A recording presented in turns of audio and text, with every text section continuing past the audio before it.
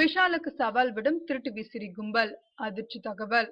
திருட்டு விசிறிக்கு எதிராக திடீரென விஷால் அதிரடி முடிவு எடுப்பதால் அவருக்கு பாடம் புகட்ட வேண்டும் என திருட்டு விசிறி கும்பல் முடிவு செய்துள்ளதாக கூறப்படுகிறது. பாண்டிச்சேரியை தலைமையிடமாக கொண்டு செயல்படும் முக்கிய திருட்டு விசிறி கும்பல் விஷால் மீது ஏக கடுப்பில் இருக்கிறதாம்.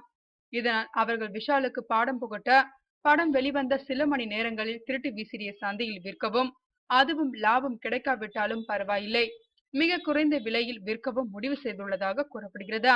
ஆனால் இந்த செய்தி உறுதிப்படுத்தவில்லை.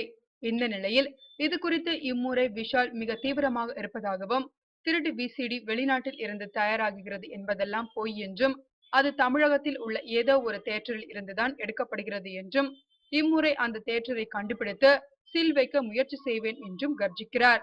விஷால் படத்தில் வில்லன்களுக்கு மட்டும் சவால் விடுப்பதில்லை, நிஜ வில்லன்களுக்கும் தான் சவால் விடுகிறார்.